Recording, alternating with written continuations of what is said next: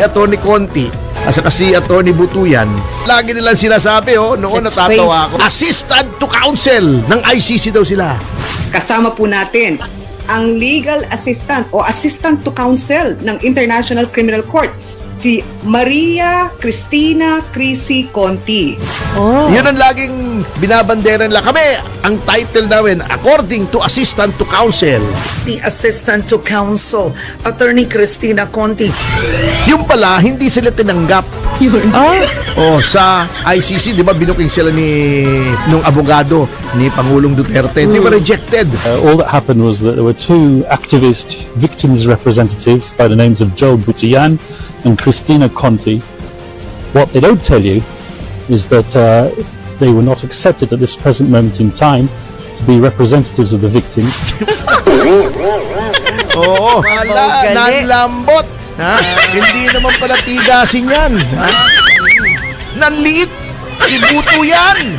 Kasi nga, nabuking na hindi pala sila assistant to counsel. Yun. Bihira talaga yung Buto yan, Okay, sample lang yun, sample. Magulo kasi nito, politika, yan, oo. Kaya nakakatakot ng investment. At saka, sir, maling-mali yung ginagawa natin na parang hina-highlight yung fake news. Oo nga, at saka alam mo, Nakakasira sa ibang bansa yung kahit maling-mali na, hindi pa tama. Grabe na yan. Grabe na, hindi bali kung maling-mali lang baka naman na mapagtiyagaan pa, pero maling-mali na, hindi Minamali mo pa tama. pa. Grabing mabigat na buhay ito. Ito na nga ang problema. Sa kabila ng pagbagsak, Sige. pagbaba ng foreign direct investments ay nangutang na naman. Ala, Nangutang na naman ng pamahalaan ng 25 billion pesos. Oh my God! hindi pa pinapanganak yung babayad niya. Oo nga Yun ang mabigat. Bakit ganon? Akala ko ba maganda ekonomiya? Siyempre may nag-advise dyan. Yung advisor Hindi niya. kasi tayo rin magbabayad yun Yun nga po. Meron pa namang utang na hindi binabayaran.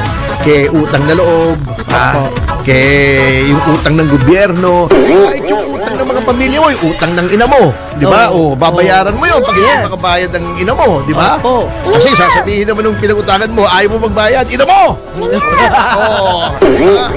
Utang ng ina mo yan! Ayaw mo magbayad! Utang ng ina mo! Grabe, 25 billion pesos. Oh, grabe. Mabigat. Malaki na nga utang natin. Pinalaki Ay, pala. laki. Historically. Di ba, diniscuss natin yan, first 32 months Opo. ng Administrasyong Marcos ay mas malaki pang nautang kesa doon sa kabuuan ng Administrasyong Duterte.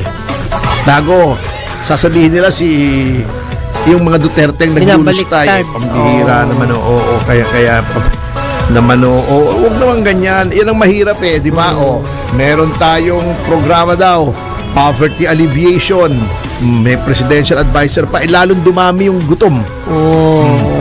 Yung mga taong nagsasabing gutom sila ay dumami. Ang mga taong nagsasabing mahirap sila, dumami. Walang poverty alleviation. Bago sasabihin, haka-haka lang daw. Haka-haka, nagugutom yung mga tao. Haka-haka pa yung kumakalang ng sikmura. Haka-haka ba yung walang pambili ng gamot? Walang pambayad ng kuryente? Walang pambayad ng renta? Pambihira naman. Puro Dapat- ayaw harapin ang katotohanan Yeah, solution dapat ang hanapin. Parang ito, yung si Attorney Conti at saka si Attorney Butuyan. Mahilig dito kasi tayong ayaw harapin ang katotohanan. Lagi nilang sinasabi, noon Let's natatawa face ako, the truth. assistant to counsel ng ICC daw sila. Oh. Yun ang laging binabanderan nila. Kami, ang title namin, according to assistant to counsel, Butuyan o Conti.